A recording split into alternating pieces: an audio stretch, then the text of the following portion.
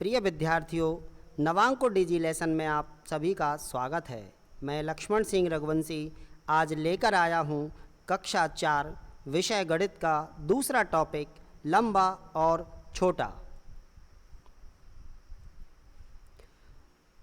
जैसा कि आप देख रहे हैं, हमारे सामने कुछ छोटे छोटे शब्द लिखे हुए हैं। हमें इनके बीच की दूरी का पता करना है और इसका पता करने के लिए हमें एक स्केल की ज़रूरत पड़ेगी, जिससे हम सेंटीमीटर के द्वारा इन दूरी का पता लगा सकते हैं। लेकिन हमें किसी भी चीज़ की दूरी का मापन करने के लिए सबसे पहले इकाइयों का ज्ञान होना आवश्यक है। तो आइए हम देखते हैं। सबसे पहले इकाई। मात्रा को मापने की महत्वपूर्ण इकाइयां हैं जो इस प्रकार हैं।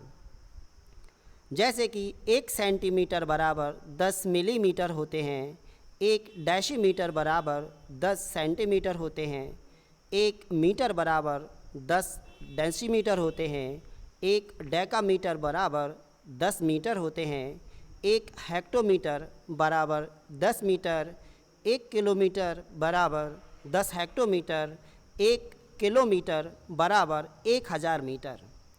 ये हमारी दूरियां हैं, मापने की इकाइयां हैं। इसी तरह से हम ग्रामों की इकाइयां भी ले सकते हैं।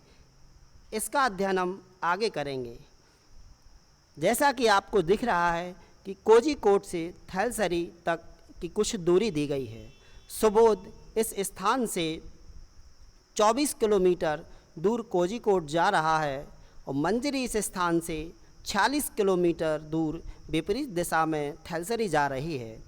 कोझिकोड थैलसरी से कितनी दूरी पर है, इसका पता हम कैसे लगा सकते हैं? तो इसका पता लगाने के लिए हम एक निश्चित स्थान से दोनों विपरीत दूरियों को जोड़ देंगे तो हमें पता चल जाएगा कि हमारी कुल दूरी कितनी है।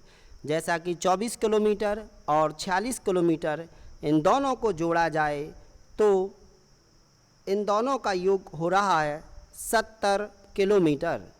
अतः कोझिकोड थैलसरी से 70 किलोमीटर की दूरी पर स्थित है।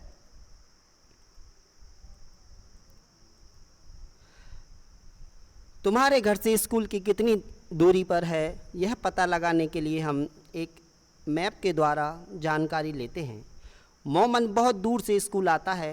पहले वह तालाब तक 400 मीटर की दूरी तय करता है, फिर वह चप्पलें हाथ में लेकर 150 मीटर चौड़े ताल को चलकर पार करता है।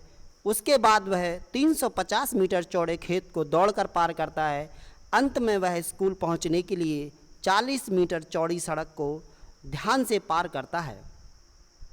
इस तरह स्कूल पहुंचने के लिए मोमन को प्रतिदिन कितना चलना पड़ता है? अगर हम सभी दूरियों को एक साथ जोड़ लिया जाए तो हमारा पूरा दूरी का ज्ञान पता चल जाएगा। जैसे कि 400 मीटर और 150 मीटर, 350 मीटर और 40 मीटर, इन सभी को जोड़ते हैं तो हमारा कुल टोटल 940 किलोमीटर होता है। क्या यह 1 किलोमीटर से अधिक है?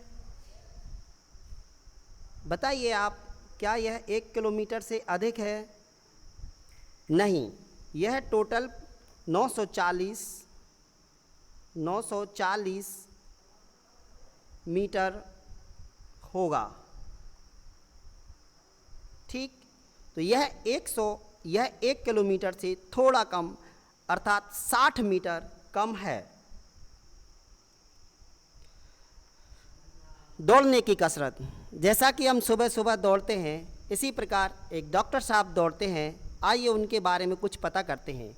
डॉक्टर ने देवी प्रसाद को स्वस्थ रहने के लिए प्रतिदिन 2 किलोमीटर दौड़ने को कहा। उसने इस खेत का एक चक्कर लगाया। वह कितने किलोमीटर दौड़ा? यह खेत उसके घर से लगभग दूर था, इसलिए उसने अपने घर के पास एक बगीचे को चुना। बगीचे की परिधि लगभग 400 मीटर लंबी थी। जैसा कि हमें यह खेत दिख रहा है, इसकी 500 मीटर की दूरी पर है। प्रत्येक 500 मीटर लंबाई चौड़ाई है। अतः यह एक खेत का कुल माप 2000 मीटर होगा, अर्थात 2 किलोमीटर। देवी प्रसाद को 2 किलोमीटर दौड़ पूरा करने के लिए बगीचे के कितने चक्कर लगाने पड़ेंगे? एक बगीचा बनाया हुआ है जिसकी परिधि 400 मीटर है। चूँकि 400 मीटर का जब एक बगीचा होगा तो इसकी परिधि हमें पूरा निकालना पड़ेगा। एक दिन बहुत अच्छा मौसम था और ठंडी हवा बह रही थी। उसको इतना अच्छा लगा कि वह तब तक दौड़ता रहा जब तक कि वह 8 चक्कर लगाने के बाद थक नहीं गया।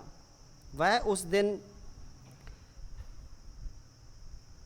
कितने किलोमीटर और कितने मीटर दौड़ा, आइए हम पता करते हैं।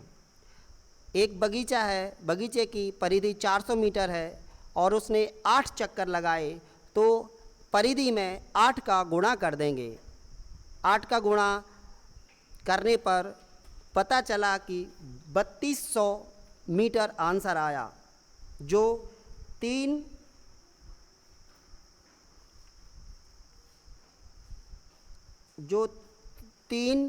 किलोमीटर और 200 मीटर के बराबर होता है। अतः उन्होंने 3 किलोमीटर और 200 मीटर की दौड़ को पूरा किया।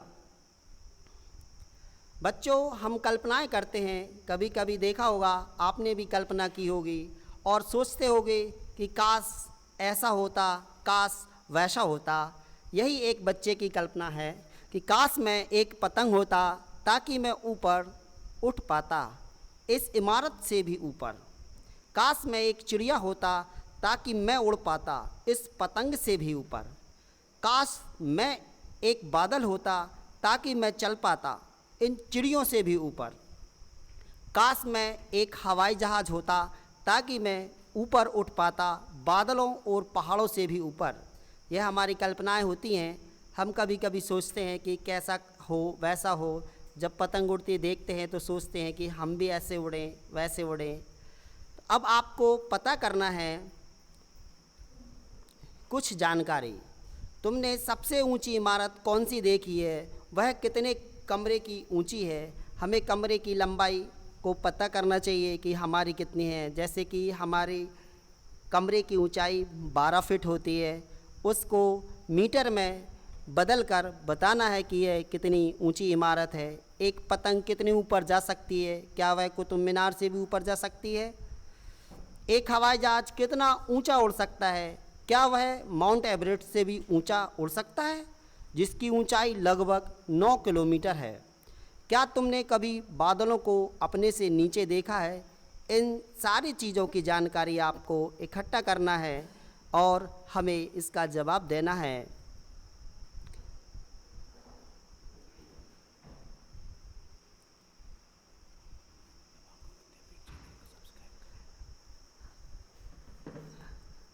नवांकुर विद्यापीठ को सब्सक्राइब करें। धन्यवाद।